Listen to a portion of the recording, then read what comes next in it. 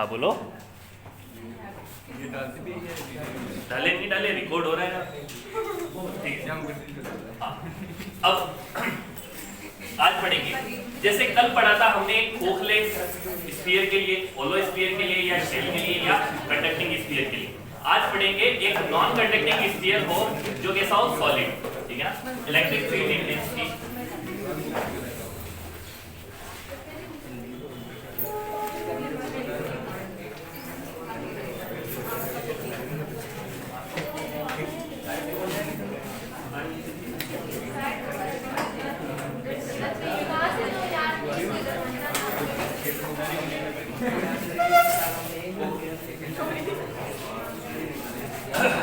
Electric field intensity due to solid non conducting sphere. अब देखो, solid non conducting sphere का मतलब हुआ, ये तो हो गया आपका एक स्फीयर। इस स्फीयर में सब जगह चार्ज है। ये नॉन कंडक्टिंग है, मतलब अंदर की तरफ है। जब कंडक्टिंग होता है तो केवल सरफेस के ऊपर होता है। अब ये इसका सेंटर है, इसकी रेडियस r है। हमें तीन जगह इलेक्ट्रिक फील्ड निकालना है। एक तो निकालना है बाहर, एक निकालना है सरफेस पे, और एक निकालना है किसी अंदर के पॉइंट। ठीक है ना, r की वैल्यू एक बार तो होगी बाहर के किसी पॉइंट के लिए, एक बार सरफेस के लिए, एक बार अंदर के किसी पॉइंट के लिए। तो let us take a non हो गया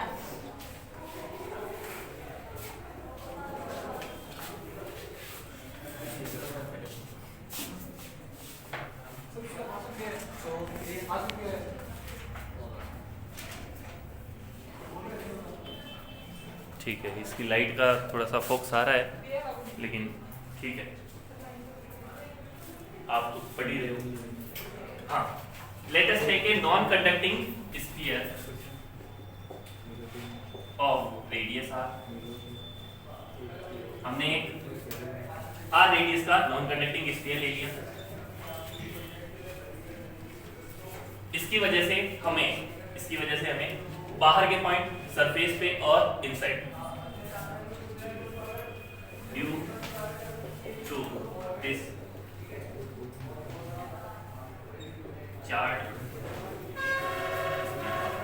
charge sphere we have to find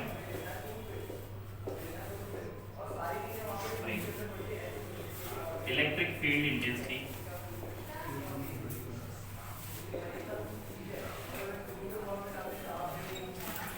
at outside point on surface and on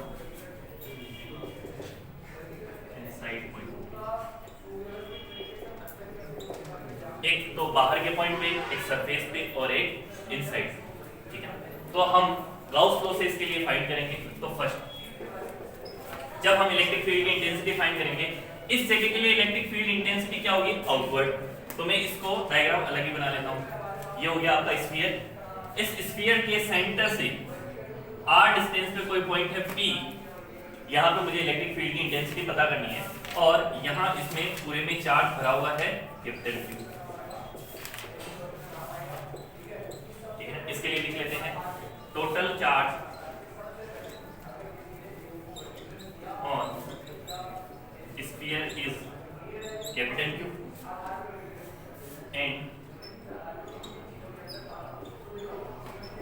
volumetric charge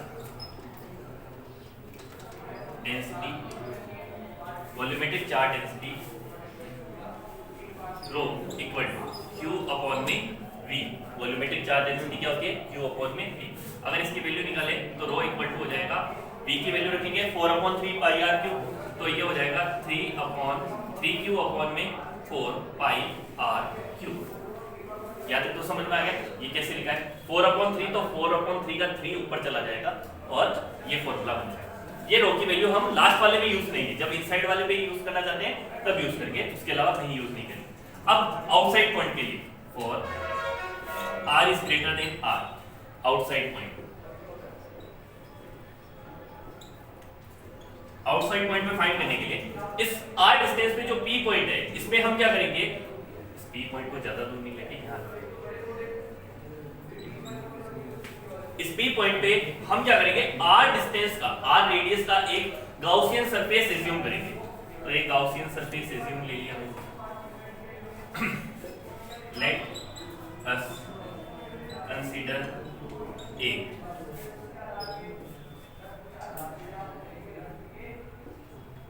spherical Gaussian surface. एक सेकेंड, आप लोग तो इस क्लास में नहीं हो, तो ये सर नहीं आप है। अच्छा, तो बाकी लोग बाहर गए, बाहर क्या बैठे, टेस्ट है या क्या, टेस्ट है या क्लास है? क्लास में से बैठे, क्लास नहीं है। अच्छा ऐसा है, ठीक है। Let us consider a spherical Gaussian surface. हमने एक स्फेरिकल मतलब जो स्फीयर है उसके चारों तरफ एक स्फीयर मान लिया, एक स्फेरिकल गाउसियन सरफेस। अब ये कैसी होगी, क्लोज सरफेस होगी, ठीक है ना। So now according to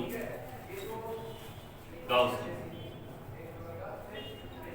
law के हिसाब से क्या होता है, किसी भी एनक्लोज सरफेस से निकलने वाला टोटल आउटवर्ड फ्लक्स कितना होता है, सिग्मा क्यू अपॉन में एप्सिलॉन नॉट। तो यहां पर क्या लिख सकता हूं मैं, phi equal to sigma Q upon में एप्सिलॉन नॉट। अब बताओ इस गाउसियन सरफेस के अंदर टोटल चार्ज कितना है, जितना इस स्फीयर पे है, ठीक है, जितना इस स्फीयर पे है मतलब कितना चार्ज है, कैपिटल क्यू। अच्छा, तो फाई की जगह तो लिख सकते हैं E dot D A close integration, phi की जगह तो लिख दिया E dot D A close integration equal to यहां लिख दिया कैपिटल क्यू अपॉन में एप्सिलॉन। इसमें कोई दिक्कत नहीं है। अच्छा, ई डॉट डी ए, मैंने यहां पे एक छोटा सा एलिमेंट मान लिया डी ए, इसकी डायरेक्शन क्या है, आउटवर्ड, और यहां पे इलेक्ट्रिक फील्ड भी कैसा है, आउटवर्ड। दोनों के बीच में एंगल कितना हुआ, 0 डिग्री। एरिया वेक्टर भी आउटवर्ड और इलेक्ट्रिक फील्ड भी आउटवर्ड, तो ये हो गया 0 डिग्री। तो 0 डिग्री हो गया तो E dA cos थीटा, तो cos 0 डिग्री हुआ, close integration equal to q upon में एप्सिलॉन नॉट। इलेक्ट्रिक फील्ड तो सब जगह सेम होगा, यहां पर भी सेम, यहां पर भी सेम, सब जगह सेम होगा, तो इलेक्ट्रिक फील्ड कांस्टेंट है, इलेक्ट्रिक फील्ड को तो बाहर निकाल दिया। cos 0 डिग्री 1 होता है, इसको कोई दिक्कत नहीं है, और इधर इंटीग्रेशन कर दिया dA का, close integration equal to q upon में एप्सिलॉन नॉट। अब बताओ इस सरफेस का इंटीग्रेशन करूंगा, तो सरफेस का इंटीग्रेशन करने पे क्या आएगा, एरिया। इसका एरिया कितना होगा, 4 पाई r स्क्वायर। तो मैं यहां पे लिखता हूं इसके लिए, तो E 4 pi small r square equal to q upon में एप्सिलॉन नॉट। यहां से इसको डिवाइड में भेज देंगे तो E की वैल्यू आ जाएगी, तो E की वैल्यू कितनी होगी, 1 अपॉन 4 पाई एप्सिलॉन नॉट। 4 पाई को नीचे भेजा, एप्सिलॉन नॉट के साथ रख दिया, 4 pi epsilon naught q upon में स्मॉल r स्क्वायर। ये फॉर्मूला तो पहले भी देखा हुआ था, जब हम कंडक्टिंग स्फीयर के लिए ले रहे थे तब भी ऐसा ही था, और नॉन कंडक्टिंग के लिए तो ऐसा है दोनों तरफ। अच्छा, अब अगर मैंने तो इसको डायरेक्शन में लिखना है तो इलेक्ट्रिक फील्ड की डायरेक्शन के साथ लिखेंगे 1 upon 4 pi epsilon naught q upon में r स्क्वायर r के। r के का मतलब रेडियली आउटवर्ड, r के मतलब रेडियली आउट। यहां तक बातें समझ में आ गई, ठीक है ना। देखो एग्जाम में जब क्वेश्चन आएगा राजस्थान बोर्ड में, ये डायरेक्ट ही पूछेगा और सीधा सीधा पूछेगा ऐसे का ऐसे, और आपको ये पूरी प्रोसेस करनी पड़ेगी यहाँ पे। अच्छा, अब सेकंड, जब क्या हो सरफेस पे आ जाए point, when second when r equal to capital R on surface point,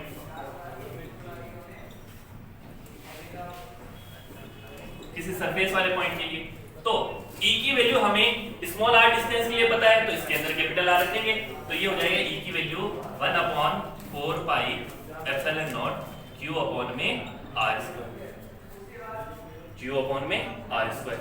ये वाली बात समझ में आ गई आपको, ठीक है। अगर इसी को इलेक्ट्रिक फील्ड की वेक्टर में रखना है तो 1 upon 4 pi epsilon naught q upon में r स्क्वायर r, कोई दिक्कत नहीं। अच्छा, अब थर्ड, इस थर्ड के लिए आपको थोड़ा सा दिमाग लगाना पड़ेगा।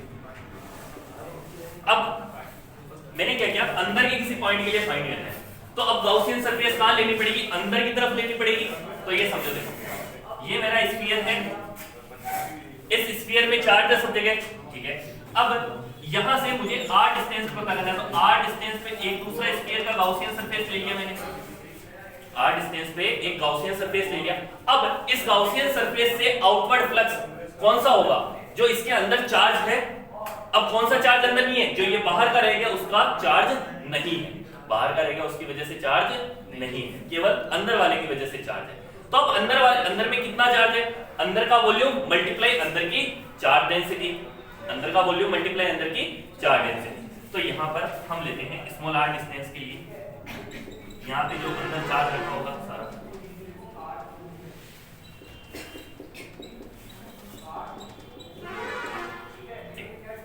for r is less than r inside point, inside point के लिए let us consider a Gaussian surface, spherical Gaussian surface, let us consider a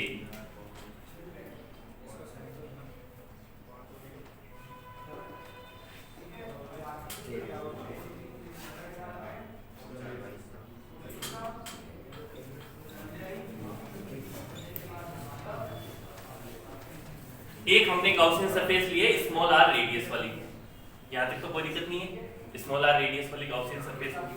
अच्छा, अब जब ये स्मॉल r रेडियस वाली गाउसियन सरफेस होगी तो इसमें से net enclose charge in Gaussian surface, so net close charge in Gauss surface, net enclose charge कितना हो जाएगा, q डैश मान लेता हूं, कितना मान लेता हूं, q डैश। इस q डैश की वैल्यू क्या होगी, रो इनटू v डैश, इसके अंदर का वॉल्यूम। अच्छा, रो की वैल्यू रो, अच्छा मल्टीप्लाई सॉरी एक सेकंड, कहां गया वो, रो की वैल्यू तो यहां से उठा के रखते हैं, ये वाली रो की वैल्यू तो ये वाली रख देते हैं, तो रो की वैल्यू कितनी रखी, 3q अपॉन में 4 पाई कैपिटल R Q, ये तो होगी रो की वैल्यू, यहां से उठा के रखिए। अच्छा, इस v डैश की वैल्यू मतलब इसके अंदर का वॉल्यूम कितना होगा, 4/3 पाई स्मॉल r Q, इसका वॉल्यूम कितना हुआ 4/3 पाई r क्यूब, इसका रेडियस, और ये डेंसिटी कितनी आई 3q अपॉन में 4 पाई। अब 3 से 3 मर गया, 4 से 4 मर गया, पाई से पाई मर गया, बचा क्या, q डैश की वैल्यू है ये है q r क्यूब अपॉन में कैपिटल R क्यूब। यहां तक समझ में है। अब हमको यही सेम प्रोसेस करनी है और वो वैल्यू रखेंगे, ठीक है। तो आप तब तक काटा पीटी करो, ये देखो ये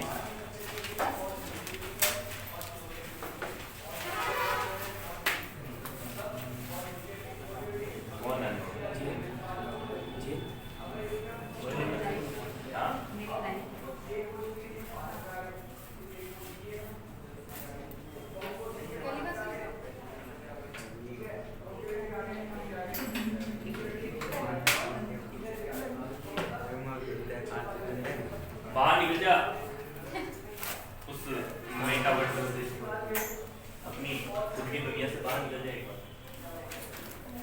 सही बात, बंद कर लो, नहीं चालू नहीं सब। हाँ, वो रोजाना आधा घंटा पढ़ना था, कौन पढ़ रहा है, कोई नहीं पढ़ता है,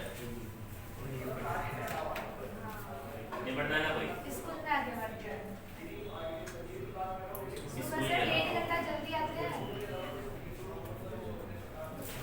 क्यों आते हो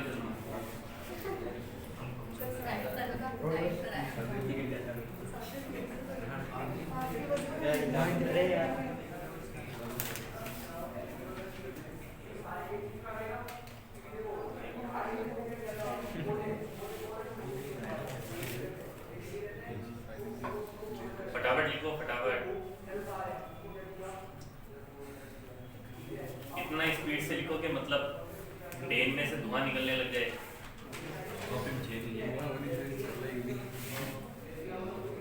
देखो नहीं लिखना ना, तो तू दूसरे का लिख दे, आधा अधूरा पेज को लिख दे, काम आएगा किसी वेबसाइट से।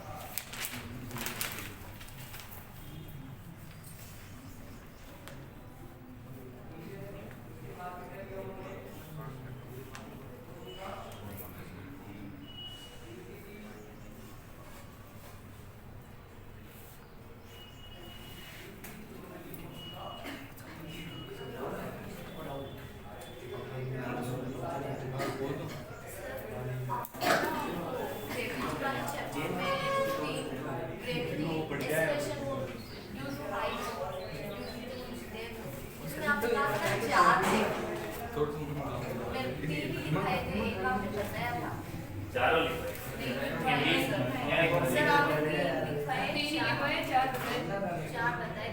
अच्छा वापस देखते हैं। एक तो हाइट की वजह से, एक डेप्थ की वजह से, एक रोटेशन की वजह से, एक शेप की वजह से। रोटेशन वाला नहीं लिखा है, रोटेशन वाला बताया गया ऐसा। Yes sir. ठीक पता ही नहीं कब पता एनसीईआरटी में शायद ये लिखा नहीं था, इस वजह से आपने दिखाया एनसीईआरटी में लिखा, एनसीईआरटी में क्या है लाएंगे तो बताइए। तो लाते हैं। हाँ क्या बोली वो सरिता पूनम क्या बोली? 11th की बुक का क्या करेंगे? हम तो 12th की बुक लाते हैं। मेरे को गिफ्ट कर देना तो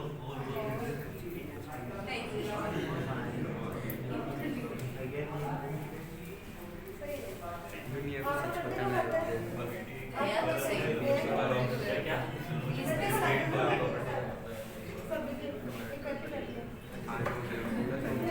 जिसकी साफ सुथरी हो वो वाला। ये दादी भी को नहीं पता। क्या चीज साफ सुथरा बुक विदेश के बुक सबके साफ सुथरी पड़ी है एकदम। ये सर हाँ सर नहीं प्लीज बात हो तो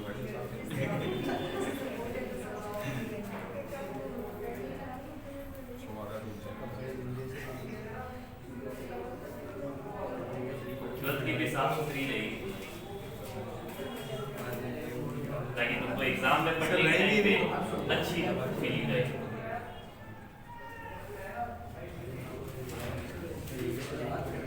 सर हाँ आपके प्रोग्राम के अगले दिन मतलब आपको भी खिलाएंगे। क्या खिलाएंगे? किसी का नंबर तो नहीं है अगले दिन? सैटरडे आ रहा है। बोलने लायक नहीं है तो समझ गया ना? सर अब मेकअप खिला रहे हैं। कौन बोला ये?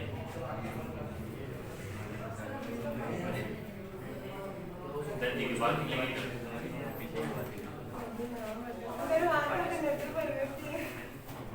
अब के शनिवार खांसी के बाद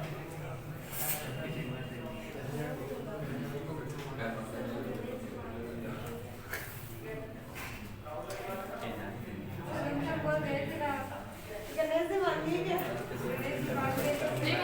सर एक बार वापस बना के आओ। यार खिला के आओ।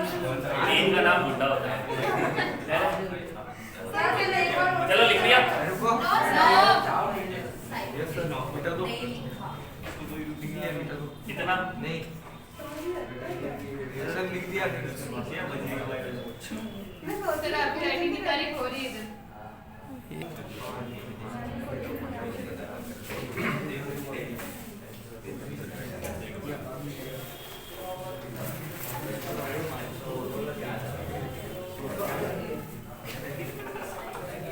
इस साइड।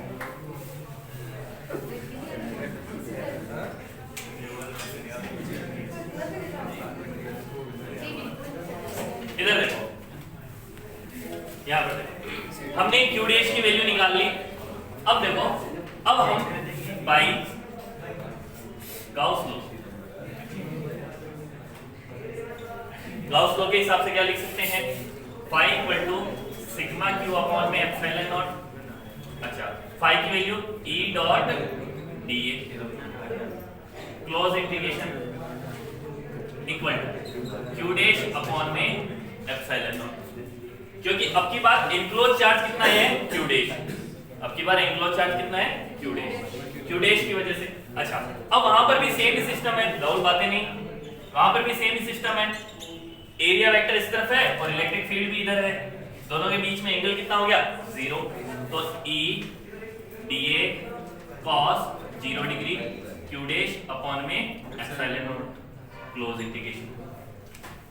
cos 0 डिग्री 1 का कोई फर्क नहीं पड़ेगा। E इलेक्ट्रिक फील्ड कांस्टेंट होगा उस पॉइंट के लिए, उस पॉइंट के लिए कांस्टेंट होगा, तो E तो आ गया बाहर, ठीक है ना? Close integration of dA equal to Q dash की वैल्यू यहां से रखते हैं, Q small r cube upon में capital R cube epsilon naught, ठीक है। अच्छा, अब यहां से E dA close integration of dA इस सरफेस का इंटीग्रेशन करेंगे तो क्या आएगा, इस सरफेस का एरिया कितना हो जाएगा 4 pi small r square equal to q r cube upon में r क्यूब एप्सिलॉन नॉट। इसको नीचे भेजा तो e की value 1 upon 4 pi epsilon naught. अच्छा अब यहाँ पे देखो ये r स्क्वायर है और ये r क्यूब है, काटा पीटी हो जाएगी, केवल r रह जाएगा इसका, ठीक है। तो यहाँ q इंटू आर अपॉन में ये r क्यूब तो यही रह गया। अच्छा क्या मैं इसे ऐसे लिख सकता हूँ e equal to 1 upon 4 pi epsilon naught q upon में r स्क्वायर और इधर साइड में लिख दिया r अपॉन में r, मतलब ये r क्यूब का r है ना, r स्क्वायर और r में तोड़ दिया, r क्यूब वाले को r स्क्वायर और r में तोड़ दिया और इस r को अलग रख के ये रेशियो लिख दिया। ये वाली वैल्यू है किसके इक्वल, e एट सरफेस। तो मैं इसको ऐसे भी लिख सकता हूँ e equal to e surface का r अपॉन में r टाइम्स, e सरफेस का r अपॉन में r टाइम्स। ये वाली वैल्यू समझ में आई आपको, ठीक है। अब देखो हमने ये काम सेम टू सेम पहले कंडक्टिंग स्फीयर के लिए किया है, अब नॉन कंडक्टिंग के लिए क्या है। अगर मैं इसको वेक्टर फॉर्म में लिख दूं तो ये es या फिर es नहीं, इसको ऐसे लिखते हैं 1 upon 4 pi epsilon naught q upon में r स्क्वायर, r अपॉन में कैपिटल R r के। अब मैंने ये काम कंडक्टिंग स्फीयर के लिए भी किया है और नॉन कंडक्टिंग के लिए भी किया है। अब मैं दोनों का कंपैरिजन करूंगा और दोनों के लिए इलेक्ट्रिक फील्ड का ग्राफ बनाऊंगा। समझ ये ग्राफ याद हो गया तो काफी सारे तो नीट जेई के क्वेश्चन तो ऐसे ही हो जाएंगे आपके। तो एक बार कर दिया मैंने कंडक्टिंग स्फीयर के लिए,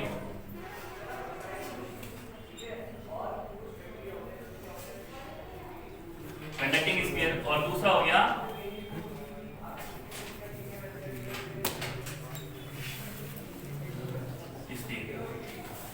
कंडक्टिंग स्फीयर के अंदर आपका शेल भी हो सकता है, या तो इसके जगह शेल भी हो सकता है। शेल का मतलब होलो स्फीयर, शेल का मतलब हो गया होलो स्फीयर, ये वाली बात है। अब इसके अंदर तीन जगह पे निकालते हैं, एक तो बाहर के पॉइंट पे, एक सरफेस के पॉइंट पे और एक अंदर के पॉइंट पे। सेम इसके लिए भी बाहर के पे, सरफेस के पे, अंदर के पे। लेकिन इस वाले में क्या होता है, चार्ज सब जगह होता है, इस वाले में क्या होता है, चार्ज केवल बाहर होता है।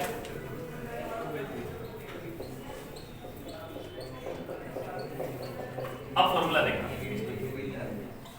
R is greater than capital R, R is equal to R, R is less than R। इसके लिए इलेक्ट्रिक फील्ड का formula E equal to 1 upon 4 pi epsilon naught Q upon में स्मॉल r स्क्वायर, ये वाला formula. Same to same इसके लिए भी same ऐसे था, तो ये हो गया 1 upon 4 pi epsilon naught Q upon में स्मॉल r। आज के दिन चीज क्या दिखता है कोई इलेक्शन में, क्या अब मेरे पास ज्यादा टाइम नहीं है, ठीक है ना, अपना पढ़ लो। अच्छा अब अगर मैं यहाँ पे देखूं तो ये सब तो कांस्टेंट है, केवल ये r स्क्वायर है प्रोपोर्शनलिटी के लिए, तो इसके लिए लिख सकता हूँ E proportional to 1 upon r square. Same to same इसके लिए भी इधर ही चल रहा है, E equal proportional to 1 upon r square. अब इसके लिए बात करते हैं, तो ये हो गया E equal to 1 upon 4 pi epsilon naught Q upon में r स्क्वायर।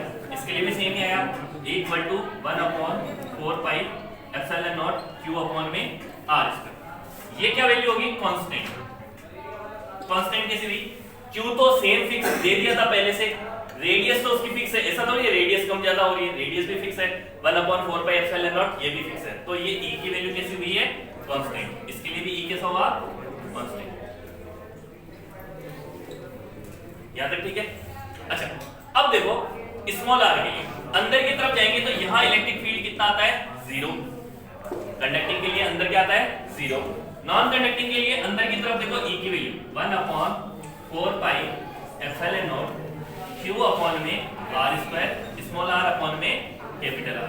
अगर मैं इसकी प्रोपोर्शनलिटी देखूं तो ये है प्रोपोर्शनल टू r। यार तो बात समझ में आई आपको, ठीक है ना, मतलब ये तो हुआ इसका, ये हो गया इसका, ये हो गया, ये सही है कंपैरिजन इसका। अच्छा अब देखना अगर मैं इनके ग्राफ बनाऊं 1/r² का ग्राफ इसका और इसका इसका इसका इसका अलग अलग पॉइंट के लिए ग्राफ देखना, ये ग्राफ इंपॉर्टेंट है। एक तरफ इलेक्ट्रिक फील्ड लिया, एक तरफ स्मॉल आर, इसमें भी सेम,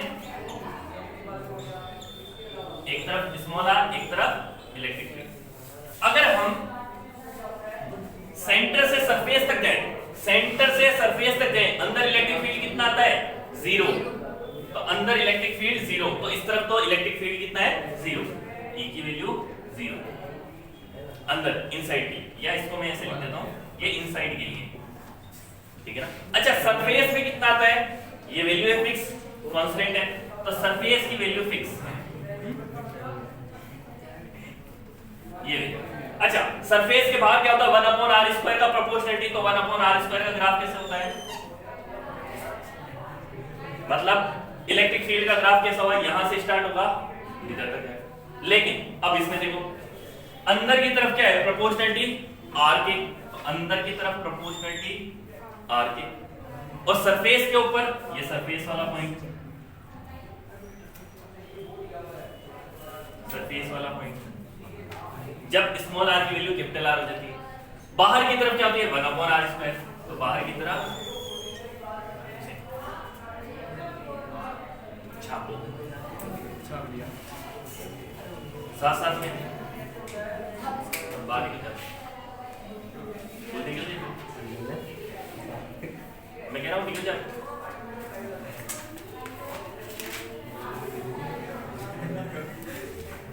निकल जाए। मैं जब समझाता हूं तब समझ लिया करो, फिर बाद में आप भी बोलोगे सर बिल्कुल नहीं समझ में आया, और फिर मैं बोलूंगा रट लो। इससे अच्छा है कि क्लास में समझा करो, रटने के लिए तो घर पे भी पड़ा है आपके लिए टाइम।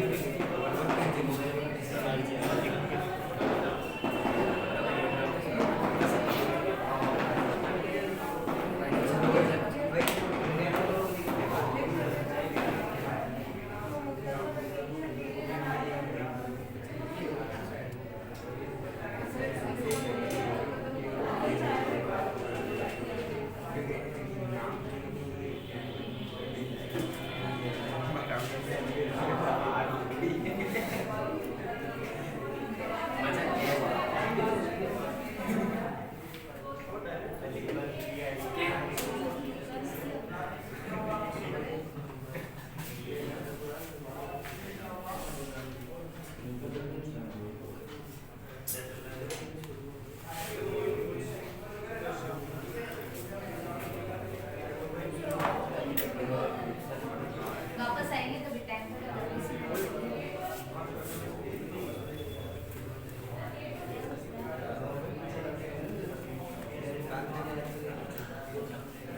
बोल करो काम चेक करो।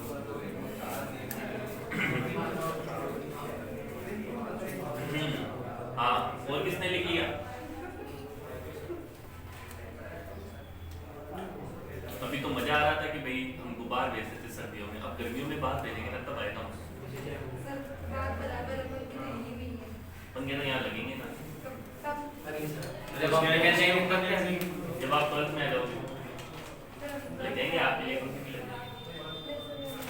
सर ये चल पप्पू बचत सफारी की ऊपर है ना, बुक नहीं है सर, वाईफाई है वे क्या है, वाईफाई है छोटी छोटी। अरे इधर से ऐसे पाइप लगवाएंगे, फिर उस पर लटका देंगे। Well done. तुम पंखे की टेंशन मत लो, तुम ये सोचो कि तुम 12वीं कैसे पास होगे, या हम 11वीं भी कैसे पास होंगे। वो तो आपके भरोसे आ गई है आपकी डेट बता दो आप 27 अप्रैल। 27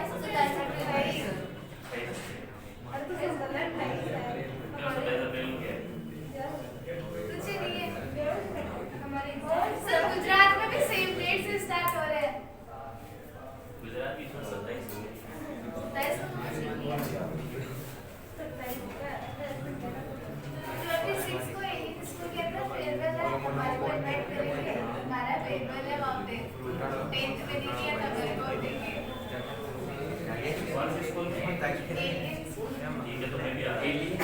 मोस्ट वेलकम।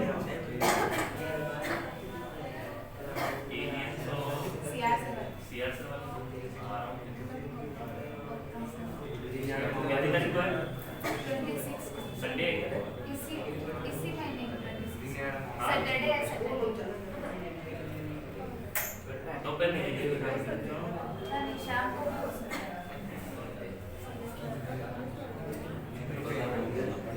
मेरे तो अड़ोसी पड़ोसी में सीआर सर। क्या? सीआर सर अड़ोसी पड़ोसी हो गए। सर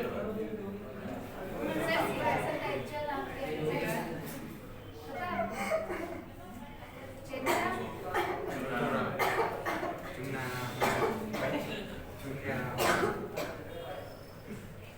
लिख लिया सबने? ठीक है, तो बधाई हो, आपका चैप्टर कंप्लीट हुआ।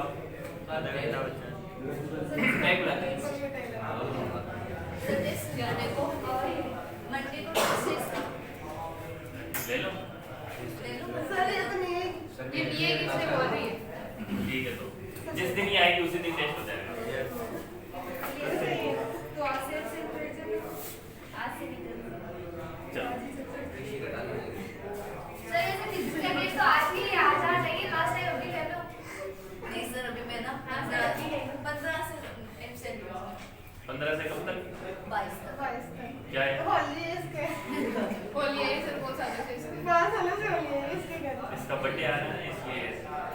हाँ, बीस को देना बंटी भी है कौन? घर देंगे तो।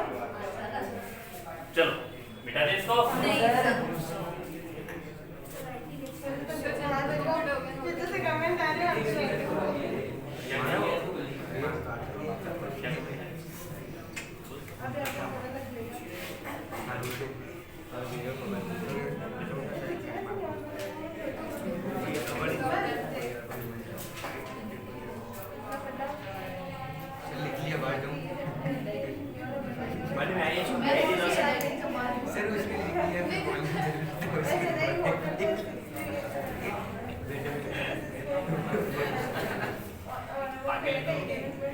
चलो बेटे बेटे लिख लिख हाँ, कौन सा? रोटेशनल वाला। रोटेशन वाला। देखो अक्षर इसको बंद कर देंगे मिटा दूँ ना? देखो इधर देख ले, ये अर्थ है, ये अर्थ की एक्सिस ऑफ रोटेशन है। ठीक है, यहाँ पे कोई पार्टिकल रखा हुआ है। ठीक है, यहाँ पे हमने अंशु को बैठाया। अब अंशु अर्थ के रोटेशन के साथ में घूम भी तो रही है गोल गोल। तो देखो ये अंशु का रोटेशन इस सर्किल में हो रहा है। अंशु का रोटेशन इस सर्किल में हो रहा है। ठीक है, जैसे अगर हम हमारी बात करें तो हम 27 डिग्री पे हैं, 27 डिग्री पे हैं अगर अक्षांश में। ठीक है, तो लेटिट्यूड के अंदर 27 पे है, तो हमारा 27 पे सर्किल बन रहा है। तो ये सर्किल के ऊपर अगर इस सर्किल में घूम रहे हैं तो हमारे ऊपर एक फोर्स लगता है जिसे हम सेंट्रीफ्यूगल फोर्स बोलते हैं, और वो सेंट्रीफ्यूगल फोर्स लगता है सर्किल से आउटवर्ड। वो कितना हो गया? mr omega square. mr omega square. यहाँ पे r क्या है ध्यान रखना, ये वाली रेडियस है r, क्योंकि इस सर्किल की रेडियस होगी। अच्छा, अब ये सेंटर है, सेंटर की तरफ एक फोर्स लगता है ग्रेविटेशनल फोर्स। ठीक है ना, वो कितना हो गया? Fg लिख लेते हैं। Fg की वैल्यू होगी g mass of earth, object का मास अपॉन में r स्क्वायर, re का स्क्वायर, या जिसको आप mg भी लिख सकते हो, m into g। ठीक है ना। अच्छा, अब जब ये सरफेस पे है अंशु, तो इसके लिए नॉर्मल रिएक्शन भी तो लग रही होगी। नॉर्मल रिएक्शन भी तो लग रही होगी। नॉर्मल रिएक्शन किधर लगेगी? सरफेस के परपेंडिकुलर। ये हो गया n। यहाँ तक ठीक है। अच्छा ओके, ये वाला एंगल होता है लेम्डा। ये वाला एंगल हो गया लेम्डा, तो यहाँ पर भी एंगल हो गया लेम्डा। इस लेम्डा को ही हम लेटिट्यूड बोलते हैं। जैसे हम बोलते हैं ना 27 डिग्री, तो एक्चुअल समझ लो कि जैसे ये 0 डिग्री है, इसके बाद में 23.5 डिग्री, 23.5 डिग्री के बाद में 66.5 डिग्री, इस तरह से आता है ना। सिर्फ आपने जियोग्राफी में पढ़ा होगा। तो इसका मतलब ये है कि ये सेंटर से जो ये लाइन बनी, ये एंगल है 23.5 डिग्री। ये वाली लाइन जो हमको ज्वाइन कर रही है। जैसे मान लो कि आप उज्जैन चले जाओ, उज्जैन में कहाँ जाके बैठ जाओ, मंगल देव के मंदिर में बैठ जाओ, मंगल देव का मंदिर है वहां पे उज्जैन में, ठीक है ना। तो उज्जैन का मंगल देव का मंदिर exactly 23.5 degree tropic of cancer से जाता है, ट्रॉपिक ऑफ कैंसर से जाता है, ठीक है। उज्जैन वाला वो मंगल देव का मंदिर, ठीक है ना, इसीलिए उसकी मान्यता है। अब यहाँ से 23.5 डिग्री का मतलब क्या है, इक्वेटर पे जो लाइन है सेंटर तक और 23.5 डिग्री से जो लाइन है उज्जैन के मंदिर से, ये एक्चुअल में है 23.5।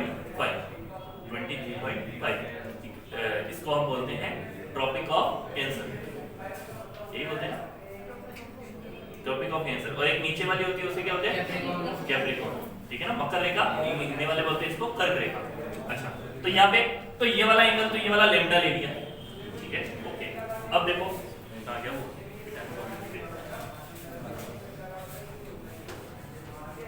मैं इसका एफबीडी बनाता हूँ, एफबीडी बनाया एमजी। अच्छा, इसके दो कंपोनेंट कर लेता हूँ, दो कंपोनेंट, एक तो ये वाला, एक ये वाला। ये वाला कितना हो जाएगा, m r omega square cos lambda लिख सकता हूं मैं। इनको बैलेंस करता हूं मैं, इन दोनों को बैलेंस करता हूं। इन दोनों को बैलेंस किया, बैलेंस करूंगा तो n plus m r omega square cos lambda equal to mg। अच्छा, इस n की जगह मैं क्या लिख सकता हूं, ये है आपके लिए इफेक्टिव वेट या जो भी एपेरेंट वेट है। आदमी का एपेरेंट वेट क्या होता है, उसकी नॉर्मल रिएक्शन। याद करो जब लिफ्ट वाले केस सिखाए थे तब बोला था मैंने कि लिफ्ट में अगर हम नीचे गिरते हैं तो नॉर्मल रिएक्शन 0 हो जाती है किसी जगह पे, तो वहां पे हमको वेटलेस फील होता है, तो नॉर्मल रिएक्शन ही तो होता है। तो ये mg डैश लिख सकता हूं इसको, ये mg dash plus m r omega square cos lambda equal to mg। मुझे g डैश की वैल्यू निकालनी, m देखो सब जगह से गायब कर दो, m यहाँ तक तो ठीक है। अच्छा, तो g डैश की वैल्यू कितनी हुई, g dash equal to g minus r omega square cos lambda. पर ये r कौन सा है, ये वाला r है, ठीक है ना। तो अब ये वाला देखो, ये वाला एक ट्रायंगल में बाहर निकालता हूं यहाँ से। ये है रेडियस ऑफ अर्थ, ये है स्मॉल r जो मैंने मान रखी थी, ठीक है ना। और यहां पर जो ये एंगल है ना, ये है लैम्डा, ठीक है ना। तो ये लैम्डा, तो ये भी लैम्डा लिख सकते हैं। अच्छा, मैं अगर r और इस re का मैं रेशियो निकालूं तो ये देखो स्मॉल r अपॉन में re equal to cos lambda होता है, ठीक है ना। तो स्मॉल r इक्वल टू क्या हो जाएगा, re cos lambda, re cos lambda. तो स्मॉल r की जगह क्या लिख सकता हूं, re cos लैम्डा।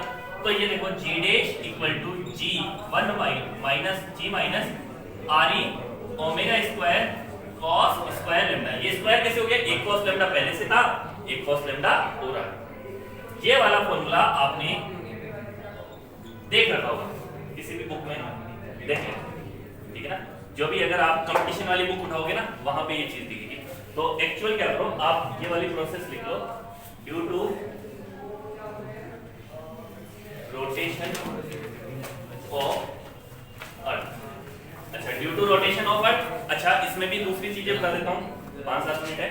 चलो, अगर cos लैम्डा की वैल्यू 0 डिग्री हो जाए, ये लैम्डा कितना हो जाए 0 डिग्री, तो cos 0 डिग्री कितना होता है 1। तो ये वाली वैल्यू मैक्सिमम हो जाएगी, तो ये वाली वैल्यू मैक्सिमम, तो g की वैल्यू मिनिमम हो जाएगी, g डैश की वैल्यू। तो g डैश की वैल्यू मिनिमम कहां होती है, इक्वेटर पे। इक्वेटर पे हमारे लिए जो ग्रेविटेशनल एक्सेलरेशन होता है वो कितना होता है, मिनिमम, ठीक है ना। अच्छा, अगर हम कहां चले जाए, पोल पे, तो पोल पे कितना हो जाएगा ये एंगल 90 डिग्री। 90 डिग्री हो गया तो cos 90 कितना हो जाएगा 0, ये पूरा 0। तो g dash equal to g, तो g dash equal to g यहां हो जाएगा और यहां g की वैल्यू कम हो जाएगी। तो इक्वेटर पे हमको वेट कम फील होता है, जबकि हम पोल पे चले जाए तो वेट भारी फील, ठीक है ना, ठीक है ना। और ये फर्क होता है लगभग 0.2 का, सॉरी 0.02 का डिफरेंस होता है, ये 0.02 मीटर पर सेकेंड स्क्वायर, इतना फर्क होता है, ठीक है ना। हालांकि डिफरेंस आपको याद नहीं करना। अब मान लो कि हमको ये जो यहाँ पे फील हो रहा है, ये फील हो रहा है, ये फील कम हो रहा है एक्चुअल से। अगर धरती और तेज घूमना शुरू कर दे तो तेज घूमेगी तो क्या होगा, ओमेगा की वैल्यू इंक्रीज होगी, ओमेगा की वैल्यू इंक्रीज होगी तो ये वैल्यू भी इंक्रीज हो जाएगी और जी डैश की वैल्यू और कम हो जाएगी। अब मान लो धरती इतना तेज घूमना शुरू कर दे कि इफेक्टिव जी की वैल्यू हो जाए 0। धरती इतना तेज घूमे और इफेक्टिव की वैल्यू क्या हो जाए 0। यहाँ तक तो बात समझे। तो वो होगी धरती की 17 गुना स्पीड। कितनी होगी धरती की 17 गुना। धरती जो अभी प्रेजेंट घूम रही है इसकी 17 गुना तेज घूमना स्टार्ट कर दे तो चीजें हवा में उड़ने लग जाएगी। मतलब मैं ऐसे कूदूंगा ना तो हवा में रह जाऊंगा, ठीक है ना। वो चांद पे चलते हैं ना, ऐसे उछल उछल के चलते हैं, देखा होगा कभी वीडियो के अंदर, ठीक है। या फिर ऐसे समझ लो डोरेमोन के अंदर देखो, डोरेमोन उठा बैम्बू कॉप्टर लगा के चल रहा है तो बैम्बू कॉप्टर लगाने से क्या होता है एक्चुअल में उड़ने लग जाता है। वही काम अपने साथ भी हो जाएगा। अपने उछले उछले तो वापस ऊपर ही रहेंगे, नीचे आने का सपना भी नहीं है, ठीक है ना। फिर कोई ऐसे ऊपर से टप मार देगा तो वापस नीचे आएंगे। अरे सही मजाक नहीं कर रहा हूँ, इसको लग रहा है कि मैं मजाक कर रहा हूँ क्लास के अंदर। मैंने कब कहा? तेरे को शकल तो तूने इसको देखा कुछ भी, ठीक है। हाँ, तो धरती अगर 17 गुना तेज घूमे, ध्यान रखना ये वैल्यू याद रखनी पड़ेगी। 17 गुना तेज घूमे धरती तो क्या होगा, हमारे को इक्वेटर के ऊपर जाके वेटलेसनेस कंडीशन फील होगी। वेटलेसनेस कंडीशन, भार हीनता की अवस्था होगी। अगर 17 गुना तेज घूमे और हम कहाँ बैठे, पोल पे बैठे, तो कोई फर्क नहीं पड़ता। पोल पे कोई फर्क नहीं पड़ेगा क्योंकि पोल पे ये पहले से 0 हो गया, चाहे अब धरती कितनी तेज घूमे। तो पोल पे रहेगा वो तो है आपका सुरक्षित आदमी। जो बाकी जहां कहीं पे बैठे हैं वो क्या हो जाएंगे, उड़ने लग जाएंगे हवा में। ये तो समझ में आ गया। अच्छा, अब मान लो 17 गुना तेज घूमने लगी हमारी पृथ्वी, हमारी अर्थ 17 गुना तेज घूम रही है। अब क्या होगा, अब हमारे दिन रात क्या हो जाएंगे छोटे। अभी तो 24 घंटे में घूमती है ना एक, तो 17 गुना तेज घूमेगी तो अब हमारे दिन रात, तो एक दिन रात जो अभी 24 घंटे का है वो हो जाएगा 1 घंटा 24 मिनट 40 सेकंड।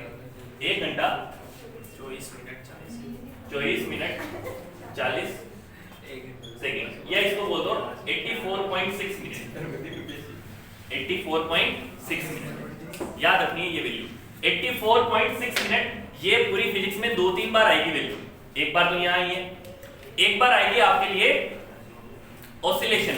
ऑसिलेशन अभी तक नहीं पढ़ा तो दिया। ऑसिलेशन के अंदर अगर हम, याद है आपको ये वैल्यू आई थी, याद है ऐसे कुछ। ऑसिलेशन के अंदर हम अगर मान लो कि किसी इसको पेंडुलम को किसी दूसरे प्लेनेट पे ले जाएं या ऐसे प्लेनेट पे ले जाएं जहां ग्रेविटी वगैरह नहीं है, तो उस केस में, या मतलब हम बहुत ज्यादा लेंथ ले लें उसकी, तो उस केस में जो पेंडुलम का ऑसिलेशन होगा वो हो जाएगा हमारे लिए 84.6 में।